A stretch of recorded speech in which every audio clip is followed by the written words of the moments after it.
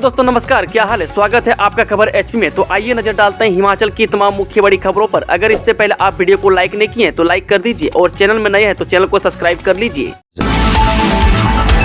1 जनवरी से सरकारी विभाग नहीं खरीदेंगे डीजल पेट्रोल वाहन, मुख्यमंत्री ने दिए निर्देश। हिमाचल को हरित ऊर्जा राज्य बनाने तथा ई वाहनों को प्रोत्साहित करने के दृष्टिगत मुख्यमंत्री सुखविंदर सिंह सुक्खू ने सभी सरकारी विभागों को 1 जनवरी 2024 से डीजल या पेट्रोल वाहन न खरीदने के निर्देश दिए हैं। अति आवश्यक होने पर केवल प्रदेश मंत्रिमंडल की स्वीकृति के बाद ही विभाग पेट्रोल या डीजल वाहनों की खरीद कर सकेंगे।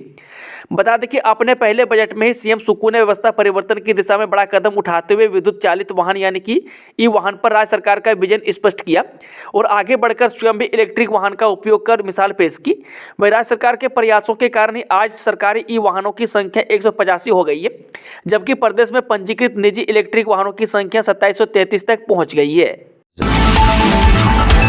राशन कार्डों की ई-केवाईसी करवाने की तारीख बढ़ी, जाने किस दिन तक कर सकते हैं अप्लाई। राशन कार्ड की ई-केवाईसी करवा सकते हैं और इसे 31 दिसंबर से बढ़ाकर 31 जनवरी तक कर दिया गया है। बता दें कि 19,30,000 राशन कार्ड धारकों के तहत करीब 74 लाख लोगों में से 75% यानी करीब 55 लाख लोगों की ही अभी तक ई-केवाईसी हो पाई है। वह खाद्य आपूर्ति एवं उपभोक्ता मामले विभाग ने इसे लेकर सभी को निर्देश जारी कर दिए हैं। प्रदेश की सहकारी समितियों को लाभांश का 3% देना होगा एजुकेशन फंड। हिमाचल में अब सहकारी समितियों को अपने शुद्ध लाभांश का 3% एजुकेशन फंड चुकाना पड़ेगा। राज्य सरकार ने कोऑपरेटिव सोसाइटी नियम 1971 के उप नियम में संशोधन कर दिया है। वह पहली बार सहकारिता समितियों से एजुकेशन फंड लेने का फैसला लिया गया है। बता दें कि नियमों और उपनियमों में किए गए संशोधन प्रस्ताव पर आम जनता को आपत्तियां दर्ज करने के लिए 2 सप्ताह का समय दिया गया। वह सुझाव और आपत्तियों पर गौर करने के बाद सहकारिता विभाग की ओर से राजपत्र में इस बाबत अधिसूचना जारी की जाएगी। वह प्रदेश में 5247 सहकारिता समितियां पंजीकृत है। वह अगले वर्ष से एजुकेशन फंड लिए जाने का प्रावधान किया गया है। वह शुक्रवार को सहकारिता विभाग ने राजपत्र में अधिसूचित संशोधन प्रस्ताव में बताया कि अब प्रदेश में पंजीकृत प्रत्येक सहकारिता समिति सहकारी शिक्षा निधि में योगदान करेगी। बता दें कि हर समिति को शुद्ध लाभ के 3% की दर से इस निधि में योगदान करना होगा। वह फंड को समितियों अपने स्तर पर खर्च भी नहीं कर सकेंगी। इसके लिए रजिस्ट्रार को कोऑपरेटिव सोसाइटी से मंजूरी लेना अनिवार्य रहेगा। वहीं 15,000 रुपये से अधिक मासिक वेतन पर अधिकारी और कर्मचारी की नियुक्ति के लिए भी पहले रजिस्ट्रार से अनुमति लेनी होगी। बता दें कि Himachal Pradesh state cooperative bank, ARDB, Himfed, Him Bunkar, HP Milkfed, Kangra centre cooperative bank, Jogindra bank, Him Caps आदि सोसाइटी एक्ट के तहत पंजीकृत है। इन संस्थाओं से एजुकेशन फंड लिया जाएगा। नए साल में HRTC लोगों को देगा 3 तोहफे, बसों में कैशलेस होगा सफर। हिमाचल पथ परिवहन निगम नए साल में प्रदेश के लोगों को 3 तोहफे देगा। जनवरी से कैशलेस सफर, ऑनलाइन बस पास और वर्कशॉप इन्वेंट्री की सुविधा शुरू हो जाएगी। वह 20 जनवरी तक तीनों सुविधाएं औपचारिक रूप से शुरू करने की योजना है। प्रदेश में नए साल से HRTC की बसों में यात्री कैशलेस सफर कर पाएंगे। वह HRTC ने नई हाईटेक मशीनों की टेस्टिंग शुरू कर दी है। इसके बाद शिमला मंडल के तहत शिमला लोकल, धर्मशाला मंडल के तहत पालमपुर, हमीरपुर और मंडी मंडल के तहत सुंदरनगर डिपो में टिकटिंग मशीन के ट्रायल होंगे। इसके बाद सभी परिचालकों को नई मशीनें उपलब्ध करवा दी जाएंगी। वह जनवरी से ही HRTC कॉलेज विद्यार्थियों को ऑनलाइन बस पास की सुविधा दे देगा। बता दें कि IT विभाग ने इसके लिए विशेष सॉफ्टवेयर तैयार किया है। वह सुविधा मिलने के बाद विद्यार्थियों को पास बनाने के लिए कतारों में नहीं लगना पड़ेगा। वह फरवरी से स्कूल बस पास और रियायती कार्ड भी ऑनलाइन प्राप्त किए जा सकेंगे। बरसात में बड़ा झटका खाया, घावों पर मलहम तो लगा पर जख्म भरे नहीं। मानसून की बारिश ने इस बार हिमाचल में भीषण तांडव मचाया। आपदा से 450 से अधिक लोगों की जानें चली गई और प्रदेश को करीब 13,000 करोड़ रुपए का नुकसान हुआ।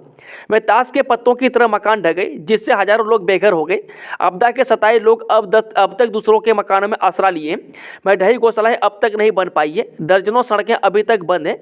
जो खुल गई है उनकी हालत भी ऐसी है कि अगली बरसात में फिर ढह सकती है। विश्वविद्यालय में बायोमेट्रिक मशीनों से हाजिरी लगाने की तैयारी। हिमाचल प्रदेश विश्वविद्यालय में अब कर्मचारियों की हाजिरी बायोमेट्रिक मशीनों के जरिए लगाने की तैयारी है। वह प्रदेश सचिवालय सहित सभी कार्यालयों और स्कूलों में ऑनलाइन हाजिरी की व्यवस्था लागू हो चुकी है। वह सिर्फ हिमाचल विश्वविद्यालय में यह व्यवस्था नहीं है। वह सरकार द्वारा दायर किए गए शपथ पत्र और न्यायालय के आदेशों के बावजूद यह व्यवस्था लागू करने में विश्वविद्यालय प्रशासन अभी तक नाकाम रहा है। वह अब विश्वविद्यालय में बायोमेट्रिक मशीनों से हाजिरी की ऑनलाइन व्यवस्था लागू करने की तैयारी चल रही है। बता दें कि हिमाचल विश्वविद्यालय में 850 गैर शिक्षक कर्मचारी और 250 शिक्षक तैनात हैं। इसकी संभावनाओं को तलाशने और इससे आवश्यकता तथा कार्य के अनुसार सॉफ्टवेयर में आवश्यक बदलाव लाने को लेकर पूर्व में गठित की गई कमेटी को सक्रिय किया जा रहा है। वह कमेटी में शिक्षक, गैर शिक्षक सदस्यों और प्रशासनिक अधिकारियों को भी शामिल किया जाएगा। आजीविका भवन का बदलेगा नाम, फिर दुकानें किराए पर देगा एमसी। जी, आजीविका भवन में 220 से ज़्यादा दुकानें हैं। इनमें से 150 से ज़्यादा दुकानें किराए पर दी जा चुकी हैं। वह बाकी दुकानों के लिए नगर निगम ने टेंडर आमंत्रित किए थे, लेकिन महज 22 दुकानों के लिए ही किराएदार मिल पाए हैं। वह निगम प्रशासन के अनुसार भवन में दुकानें चला रहे कारोबारी इसका नाम बदलने का दबाव डाल रहे हैं। इनका कहना है कि आजीविका भवन नाम से ग्राहकों को पता नहीं चल रहा है कि यह शहर की नई मार्केट है। मैं सैलानियों को भी इसका ज़्यादा पता नहीं है, इसलिए इसका आधुनिक नाम रखा जाए ताकि लोग यहाँ पहुँचे। वह नगर निगम सदन ने भी इसका नाम बदलने की मंजूरी दे दी है। अब निगम प्रशासन इसका नया नाम रखने को लेकर माथापच्ची कर रहा है। बता दें कि पार्किंग दुकानों के दोबारा होंगे टेंडर। नगर निगम शहर में बंद पड़ी पार्किंग और खाली पड़ी दुकानों के दोबारा टेंडर आमंत्रित करने जा रहे हैं। हाल ही में किए टेंडर में इनके लिए ठेकेदार नहीं मिले थे। इनमें सांगठी, सुपर बाजार, मेन बोर, मजीठा हाउस, कच्ची घाटी की पार्किंग शामिल है। वह विकास नगर और खलीनी की पार्किंग ठेके पर दे दी है। वह कुसुमपट्टी में बने कैफे, अमर भवन पार्किंग के हॉल, परिमहल चौक की दुकान, मेट्रोपोल पार्किंग की कैंटीन के दोबारा टेंडर करने का फैसला लिया है। हाईकोर्ट के आदेशों के खिलाफ सुप्रीम कोर्ट पहुंचे डीजीपी संजय कुंडू। हिमाचल हाईकोर्ट के आदेशों के खिलाफ अब DGP Sanjay Kundu supreme court पहुंच गए हैं। वे पिछले दिनों कारोबारी निशांत शर्मा से जुड़े मामले के संदर्भ में प्रदेश हाईकोर्ट द्वारा पुलिस महानिदेशक संजय कुंडू और कांगड़ा की एसपी शालिनी अग्निहोत्री को उनके पदों से हटाए जाने को कहा है। ऐसे में इन आदेशों के खिलाफ डीजीपी संजय कुंडू ने सर्वोच्च न्यायालय की शरण ली है। बता दें कि हिमाचल हाईकोर्ट ने कारोबारी निशांत शर्मा के मामले में सुनवाई करते हुए बीते दिनों डीजीपी संजय कुंडू और एसपी कांगड़ा को उनके वर्तमान पदों से हटाने के लिए प्रदेश सरकार को आदेश दिए। इस मामले में हाईकोर्ट में 4 जनवरी को सुनवाई निर्धारित हुई है। इस आदेश के खिलाफ डीजीपी ने सुप्रीम कोर्ट का दरवाजा खटखटाया है। हालांकि अभी उनका मामला सुप्रीम कोर्ट में लिस्ट नहीं हुआ है, लेकिन डीजीपी द्वारा इस मामले को लेकर सुप्रीम कोर्ट में पहुंच जाने से मामला फिलहाल उलझता दिख रहा है। सीएम सुक्खू ने नव वर्ष के पहले दिन बुलाई मंत्रिमंडल की बैठक। मुख्यमंत्री सुखविंदर सिंह सुक्खू नए वर्ष में नई सौगात दे सकते हैं। इसके लिए उनकी तरफ से 1 जनवरी को मंत्रिमंडल की बैठक बुलाई गई है। इस बैठक से प्रदेश के कर्मचारी और पेंशनर्स राज्य सरकार से 5% डीए मिलने की सौगात का इंतजार कर रहे हैं। हालांकि मौजूदा वित्तीय हालात ठीक नहीं है, जिससे प्रदेश सरकार को कर्मचारी एवं पेंशनरों की लंबित वित्तीय अदायगी करने में परेशानी आ रही है। वह मंत्रिमंडल बैठक में भर्ती प्रक्रिया को आगे बढ़ाने संबंधित निर्णय लिया जा सकता है। इसके तहत विभिन्न विभागों में खाली पड़े पदों को भरने पर मुहर लग सकती है। वहीं स्कूलों में शिक्षकों की कमी दूर करने के लिए गेस्ट फैकल्टी के प्रस्ताव को भी मंजूरी प्रदान की जा सकती है। इसी तरह से विभिन्न भागों की तरफ से लाए जाने वाले प्रस्तावों के आधार पर निर्णय लिया जा सकता है। वेतन विसंगति को लेकर एनएचपीसी प्रबंधन के खिलाफ गरजे आउटसोर्स कर्मचारी, दी ये चेतावनी। एनएचपीसी पार्वती 3 पावर स्टेशन परिसर बिहाली के पास अपनी मांगों को लेकर आउटसोर्स कर्मचारियों ने परियोजना प्रबंधन के खिलाफ विरोध प्रदर्शन किया। बता दें कि परियोजना कर्मियों ने सीटू के बैनर तले एनएचपीसी पर शोषण करने का आरोप लगाते हुए एनएचपीसी के विरोध नारेबाजी कर अपनी आवाज को बुलंद करने का प्रयास किया। वहीं सीटू पावर स्टेशन के अध्यक्ष महेश्वर सिंह, उपाध्यक्ष मुरली मनोहर, सचिव ललित व कोषाध्यक्ष भूप सिंह ने विरोध प्रदर्शन का नेतृत्व किया, जिसमें काफी संख्या में कर्मचारियों ने यह इकट्ठे होकर भाग लिया। मैं आउटसोर्स कर्मचारियों को संबोधित करते हुए सीटू के नेताओं ने कहा कि एनएचपीसी लगातार मजदूरों का शोषण करती आ रही है।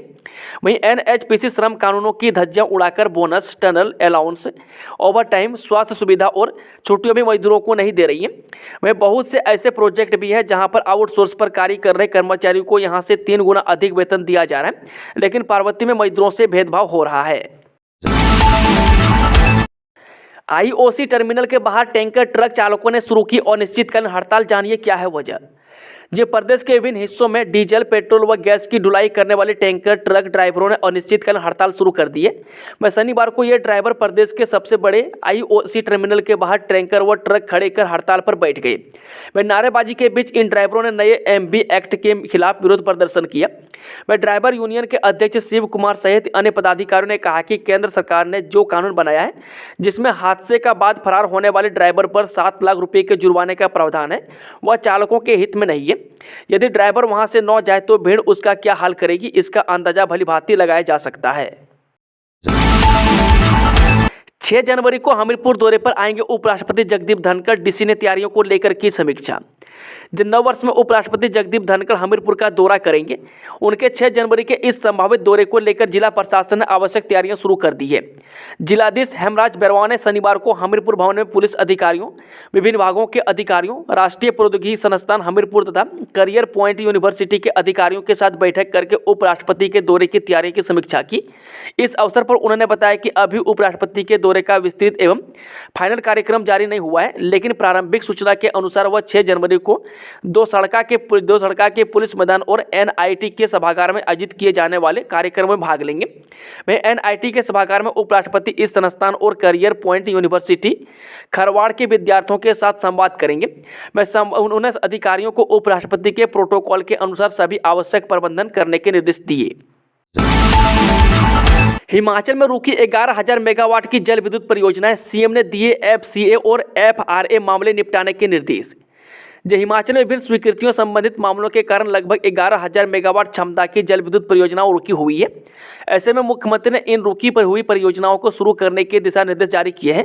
ये निर्देश उन्होंने शनिवार को सचिवालय में आयोजित ऊर्जा विभाग की समीक्षा बैठक की अध्यक्षता करते हुए दिए। उन्होंने जल विद्युत परियोजनाओं से संबंधित एफसीए और एफआरए मामले के शीघ्र निस्तारण के निर्देश दिए। इसके अतिरिक्त उन्होंने एफसीए और एफआरए प्रक्रिया को सुगम बनाने के दृष्टिगत वन और ऊर्जा विभाग को एक समिति गठित करने के भी निर्देश दिए। इसके अतिरिक्त जिलों में आवश्यक वनीकरण के दृष्टिगत उपयुक्तों को वन मंडलाधिकारियों को भूमि चिन्हित करने को भी कहा। वही बैठक में मुख्यमंत्री के प्रधान सलाहकार राम सुभग सिंह, मुख्य सचिव प्रबोध सक्सेना, अधोसंरचना सलाहकार अनिल कपिल, मुख्यमंत्री के प्रधान सचिव भरत खेड़ा, निदेशक ऊर्जा हरिकेश मीना, मुख्यमंत्री के प्रधान निजी सचिव विवेक पाटिया, राज्य विद्युत बोर्ड के निदेशक कार्मिक डॉक्टर अमित कुमार शर्मा और हिम ऊर्जा के मुख्य कार्यकारी अधिकारी शुभकरण सिंह सहित अन्य मौजूद रहे। मंडी में बन रही टनलों का संयुक्त निरीक्षण कमेटी ने किया सुरक्षा ऑडिट।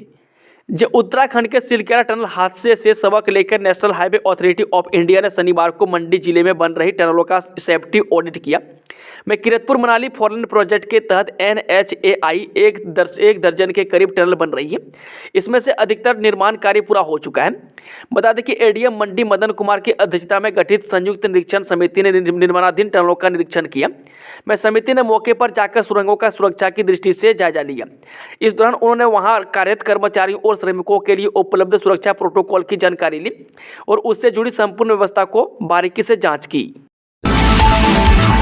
जुब्बल बीजेपी को झटका, महिला मोर्चा पदाधिकारी ने थामा कांग्रेस का दामन। टिक्कर तहसील की ग्राम पंचायत पुजारी नंबर 4 से ग्राम प्रधान और बीजेपी महिला मोर्चा ने जुब्बल नावर कोटखाई की उपाध्यक्ष लाजवंती ठाकुर ने शनिवार को समर्थकों के साथ कांग्रेस की सदस्यता ग्रहण कर ली। लाजवंती इससे पहले बीजेपी मंडल की सचिव भी रह चुकी हैं। इस मौके पर शिक्षा मंत्री रोहित ठाकुर भी मौजूद थे। हिमाचल के प्रति केंद्र के सौतेले भार को जनता के बीच ले जाएंगे गोमा। हिमाचल प्रदेश कांग्रेस अनुसूचित जाति प्रकोष्ठ के पूर्व अध्यक्ष यादविंद्र गोमा को मंत्री बनाए जाने से खुश प्रकोष्ठ के प्रतिनिधिमंडल ने शनिवार को गोमा का सम्मान किया।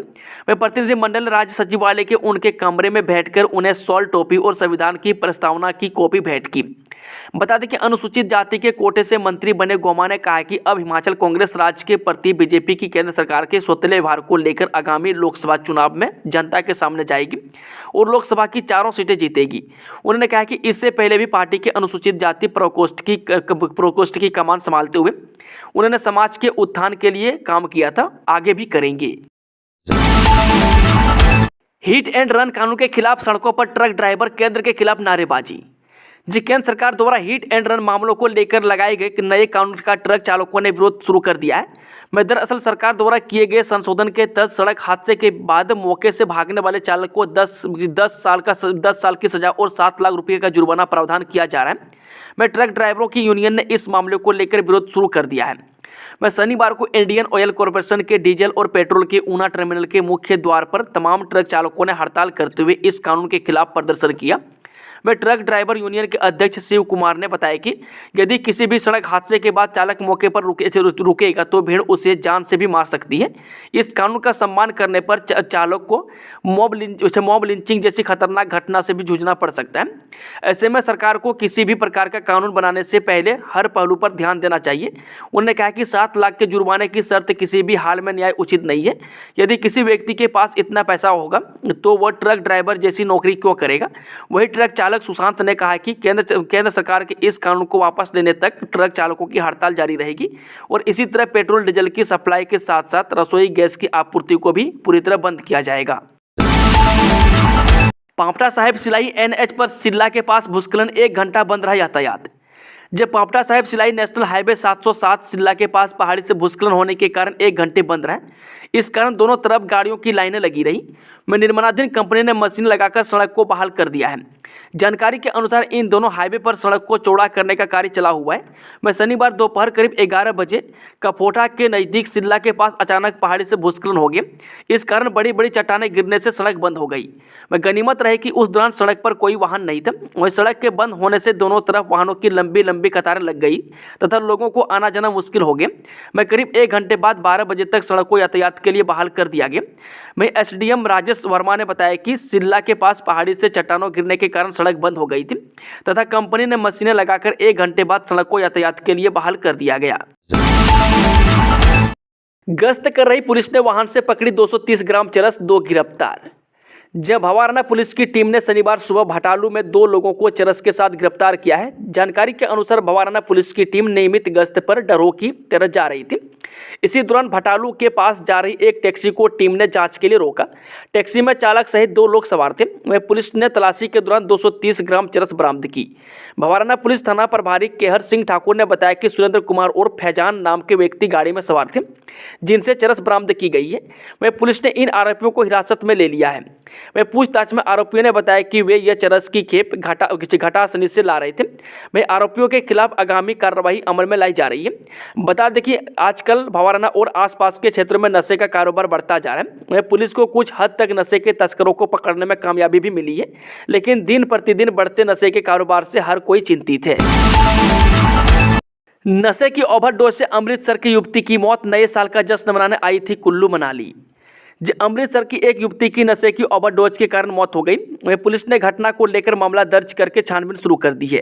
पुलिस के अनुसार यह युवती न्यू ईयर का जश्न मनाने कुल्लू मनाली आई थी तथा भुंतर के एक गेस्ट हाउस में अपने दोस्त के साथ रुकी थी। इसी नशे की हालत में गत रात अस्पताल लाया गया, लेकिन उसकी नाजुक हालत को देखते हुए उसे प्राथमिक उपचार के बाद चिकित्सकों ने मेडिकल कॉलेज नेरचौक रेफर कर दिया, जहां नेरचौक में इसकी मृत्यु हो गई। वह पुलिस ने युवती परिजनों को सूचित किया और सब पोस्टमार्टम करवाने के बाद उन्हें सौंप दिया। वह पुलिस का कहना है कि पोस्टमार्टम रिपोर्ट और बिसरा रिपोर्ट में इस बात का पता चल सकेगा कि युवती ने कौन से नशे का सेवन किया था। वह प्रथम दृष्टया से यह पाया गया कि नशे की ओवरडोज से युवती की मौत हो गई है। वह मृतक युवती की पहचान अरुण प्रीत कौर पुत्री लखविंदर सिंह निवासी अमृतसर पंजाब के रूप में हुई है। वह SP साक्षी वर्मा ने घटना की पुष्टि की है। हिमाचल के टूरिज्म डिपार्टमेंट में टेंडर में हेराफेरी IAS की जांच में खुलासा। पूर्व डायरेक्टर अमित समेत स्क्रूटनी कमेटी के सभी मेंबर को नोटिस। हिमाचल के टूरिज्म डिपार्टमेंट में पब्लिसिटी के लिए कंपनी को सिलेक्ट करने और लेकर गड़बड़ी हुई है। वहीं IAS पंकज राय की जांच में हेराफेरी के आरोप सही पाए गए। इसके बाद टूरिज्म विभाग के सेक्रेटरी देवेश कुमार ने IAS एवं हिमाचल प्रदेश पर्यटन विभाग के पूर्व निदेशक अमित कश्यप सहित स्क्रूटनी कमेटी के सभी मेंबरों को कारण बताओ नोटिस जारी किया है। शिमला में सड़क हादसे में 2 युवकों की मौत, पुलिस जांच में जुटी। राजधानी शिमला के उपनगर ढली में शनिवार सुबह सड़क हादसे में 2 युवकों की मौत हो गई। मृतकों की पहचान ऋतिक चंबी और प्रियांशु निवासी बामटा उपमंडल चौपाल के तौर पर हुई है। वह दोनों की उम्र करीब 23 साल है। वह पुलिस हादसे के कारणों की जांच कर रही है। जयराम ठाकुर ने किया जनसभा को संबोधित, बोले जल्द होगा कीरतपुर नागचला फोरलेन का उद्घाटन, मिलेंगे PM मोदी से। जिन नेता प्रतिपक्ष जयराम ठाकुर ने कहा कि कीरतपुर नागचला फोरलेन का विधिवत उद्घाटन जल्द होगा और वह प्रधानमंत्री नरेंद्र मोदी से मिलेंगे। फोरलेन से पर्यटकों को बढ़ावा मिला है, विकास की नई गाथा भी लिखी जाएगी। मैं शनिवार को मंडी में एक निजी शैक्षणिक संस्थान के वार्षिक उत्सव में जयराम ठाकुर ने कहा कि नववर्ष पर हिमाचल में हमेशा पर्यटक आते हैं, सभी का यहाँ स्वागत है, सब शांतिपूर्वक वातावरण में नए वर्ष का आनंद लें, इसके लिए कानून व्यवस्था चुस्त दुरुस्त रहनी चाहिए। दलाई लामा व विक्रमादित्य सिंह सहित इन्हें मिला राम मंदिर प्राण प्रतिष्ठा का न्योता। 17 जनवरी को अयोध्या के लिए होंगे रवाना।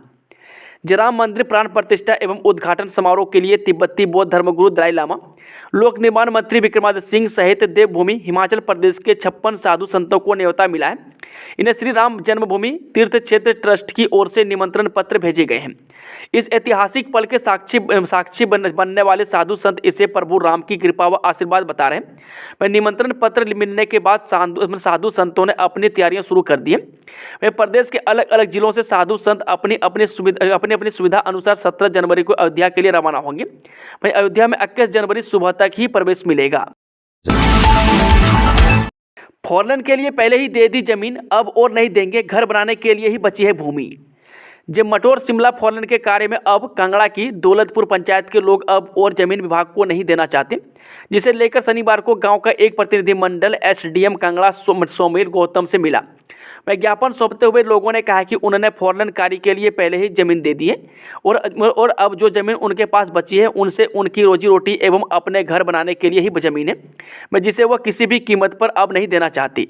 उन्होंने मांग की है कि बिना कुछ बताए राजस्व विभाग द्वारा उनकी जमीनों पर निशान लगाए गए। इस कार्य के लिए न तो उन्हें किसी तरह की सूचना दी गई और न ही यह अवगत करवाया गया कि उनकी जमीन को अब क्यों ली जा रही है। मैं एसडीएम कांगड़ा सोमेल गौतम ने बताया कि उन्हें इस मामले की पूरी जानकारी नहीं है तथा राजस्व विभाग से बात करने के बाद ही वह इस बारे में कुछ जानकारी दे सकते हैं तथा जल्द ही वह उक्त जमीनों द्वारा करेंगे। मैं गाँव वासियों ने अपनी मांग को लेकर ब्लॉक कांग्रेस अध्यक्ष नागेश्वर नागू को भी मांग पत्र सौंपा। न्यू ईयर पर सैलानियों के इस्तकबाल को हिमाचल तैयार। पर्यटक स्थलों पर इस बार बहुत कुछ खास तैयारियों कर ली गई है। प्रदेश में नए साल के जश्न में उमड़ने वाली पर्यटकों की भीड़ को लेकर traffic and tourist railway police ने प्रदेश के जिलों के लिए एडवाइजरी जारी की है। वह traffic and tourist railway police द्वारा जारी की गई एडवाइजरी में पुलिस अधिकारियों को महत्वपूर्ण निर्देश जारी किए गए। हिमाचल प्रदेश में नए साल की पूर्व संध्या पर राज्य में बड़ी संख्या में पर्यटकों के आने की उम्मीद है। वह नव वर्ष पर प्रदेश के पर्यटक स्थलों शिमला, मनाली, कसोल, धर्मशाला, डलहौजी और अटल टनल में पर्यटकों के भारी मात्रा में आने की संभावना है। इसी कड़ी में हिमाचल प्रदेश के पुलिस द्वारा कानून व व्यवस्था, यातायात संचालन एवं अन्य आवश्यक सुरक्षा की दृष्टि से भरपूर प्रबंध किए गए हैं। वह नव वर्ष को लेकर जिलों के लिए बटालियन से अतिरिक्त पुलिस फोर्स उपलब्ध करवाई गई है। इसके साथ साथ संबंधित जिलों पुलिस अधिकारियों को आवश्यक दिशा निर्देशों को भी दिए गए हैं। फिर डराने लगा कोरोना। बीते 24 घंटों में आए 797 नए मामले, 5 मरीजों की गई जान। देश में कोरोना वायरस ने एक बार फिर रफ्तार पकड़ ली है। वह बीते 24 घंटों के दौरान देश भर में कोरोना के 797 मामले सामने आए हैं। ये बीते 7 महीने में एक दिन में आए सबसे अधिक केस हैं। वह डराने वाली बात यह है कि कोरोना से 5 मरीजों की मौत भी हुई है। इनमें से 2 मौत केरल और महाराष्ट्र, जुड्डूचेरी और तमिलनाडु में एक मौत हुई है। बता दें कि इससे पहले देश में सबसे अधिक केस 18 मई को सामने आए थे, जिनकी संख्या 865 थी। पूर्व सैनिक पहली को मनाएंगे ब्लैक डे। आरओपी विसंगतियों को लेकर केंद्र के खिलाफ उठी आवाज।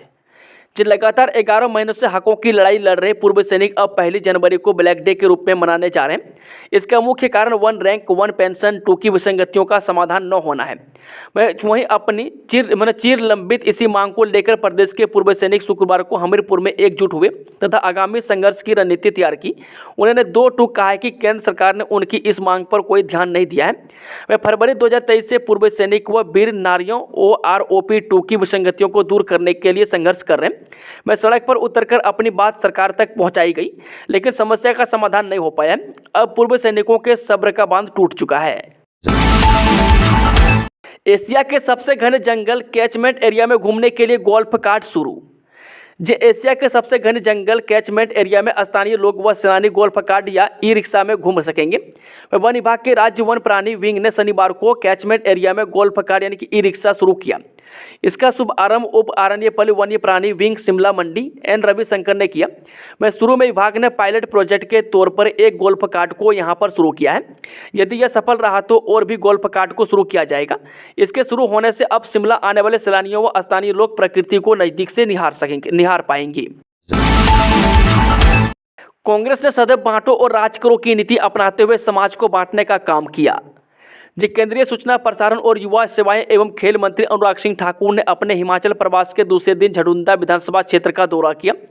इस दौरान उन्होंने केंद्र सरकार की विभिन्न योजनाओं की विस्तृत जानकारी देते हुए कहा कि प्रधानमंत्री नरेंद्र मोदी के नेतृत्व में केंद्र सरकार 2047 तक विकसित भारत निर्माण के संकल्प को पूरा करने के लिए प्रयासरत है। मैं अनुराग ठाकुर ने कहा कि मोदी की गारंटी की गाड़ी 2,69,000 पंचायतों में जाकर भारत सरकार की विभिन्न योजनाओं की जानकारी सुनिश्चित करके प्रत्येक क्षेत्र को लाभान्वित करने में दिन रात एक कर रही है। दोस्तों, आज की खबरों का सिलसिला ही समाप्त होता है। अगर जानकारी पसंद आई हो तो वीडियो को लाइक शेयर, चैनल को सब्सक्राइब जरूर कर लें।